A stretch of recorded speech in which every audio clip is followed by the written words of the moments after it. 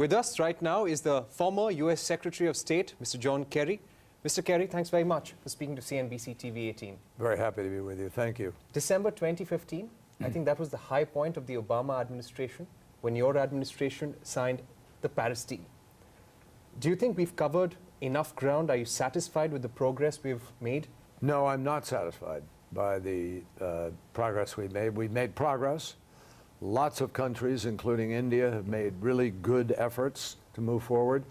But the truth is that none of us in Paris agreed to do what is necessary to guarantee we hold the Earth's temperature where scientists tell us we need to.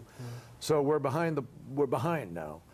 And the latest reports are telling us clearly we have to do historically unprecedented things in order to get the job done. So India needs to obviously help, as a lot of countries are, to move away from fossil fuels and move to alternative renewable energy, which is what brings me to India now, because I'm working with the RISE Fund and with an Indian company called Fourth Partners to try to make sure that we're deploying solar energy as fast as we can. What do you feel about India's initiatives in the solar energy, renewable space? We also started a diplomatic initiative called the International Solar Alliance. Right. What do you feel about that? I think it's terrific. And when President Obama and I were working on this, Prime Minister Modi was a terrific partner. Very serious about it, very committed to it. He continues to be committed to it. But there are some things that we think India could do that would facilitate development faster. For instance, there's a limit in different states for distributive solar power to 1 megawatt. And the Fourth Partner company I just talked about in one particular state is developing a 29 megawatt plant. So if you limit it to 1 megawatt here, but you do 29 over here, you're not maximizing the availability of solar power. Uniformity. You need uniformity.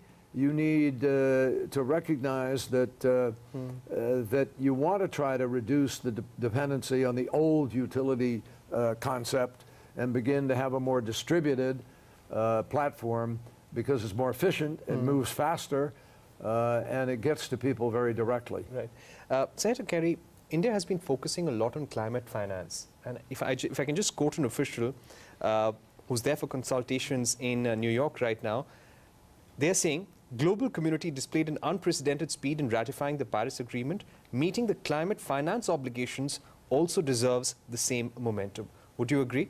Absolutely. He's absolutely correct. I'm very upset personally that the G20 went to Argentina.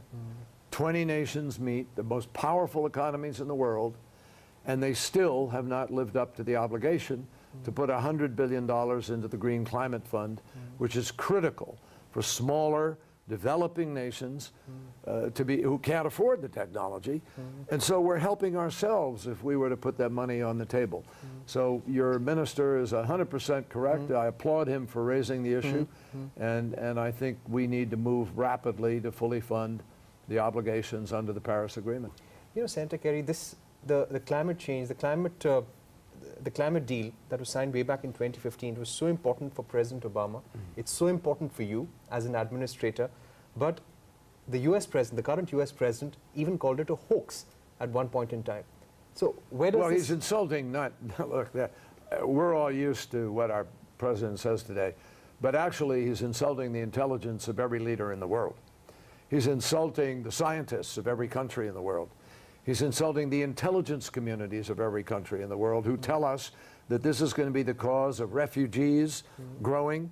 It's going to be the cause of dislocation of food production. It's going to be the cause of more fires, of flooding. Look at what happened in Bangladesh. Look at the storms we're having today. I mean, all of it comes from the intensity of the changes taking from climate.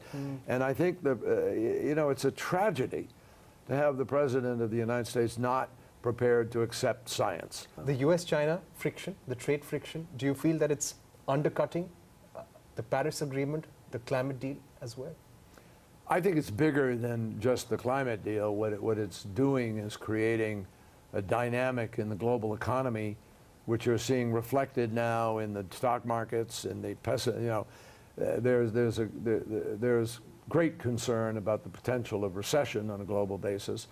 I think when you raise the tariffs step by step, what you're doing is you're making life costs, daily life, much more costly for working people, for the average folk, for poor people. They will suffer more. People who work hard for a living every day, who are struggling to pay their bills. And we see that being reflected in various countries today where there's great emotion surrounding daily life. I think that what happens is life is going to get tougher because the tariffs raise the cost that gets passed on to who? Yeah. To the consumers. Right. And ultimately, they wind up paying for this tariff back and forth. So this U.S. trade war that we're looking at right now, Donald Trump, the trade wars that he has triggered, that could lead to a severe economic fallout. That's what you mean. It's possible. It's also, you know, at some point in time, people will get back to the table. The question is how much damage will be done in between. And my hope is that we have a sensible negotiation that begins to calm everybody down a little bit. I think the world needs a better sense of equilibrium, a sense of calm. And it needs to have some goals that the world can share a sense of common purpose in, rather than just saying, me, we're going to be greater, to hell with the rest of you. That is not, it seems to me, in keeping with the spirit of the United States or the way we have behaved ever since the last century in the World War II. We've built institutions over the years, like the United Nations, to try to bring countries together to do better together. Right. And I think this is very dangerous, this motion where people are appealing to a populism, to a nationalism, to bigotry in some cases, to extremism, to negative impulses in people. We fought hard to get away from that years ago, and we have to fight hard today to stay away from it now. U.S. pullout of the Iran deal, the implications for the future? Well, I think it's dangerous because it's lost an opportunity to be able to reasonably resolve some differences between us and Iran. We have differences. We don't like the missile program. We don't like support for Hezbollah. We don't like arms going to Yemen. These are legitimate issues to raise, but the question is, how do you best resolve them? And I think the climate has been made more difficult, not less difficult, to try to resolve them. Do you feel climate change will be an issue, will be a big issue in the 2020 presidential election? Yes, I do. And it should be. It's one of the most critical issues we face on the planet today. When life in an ecosystem is threatened the way it is, and human beings don't have all the answers as to how that ecosystem works out, we're playing with real fire. This is dangerous. And when the scientists are telling us, here are the simple things you could do to fix it, but we're not, we need leadership that is prepared to fix it.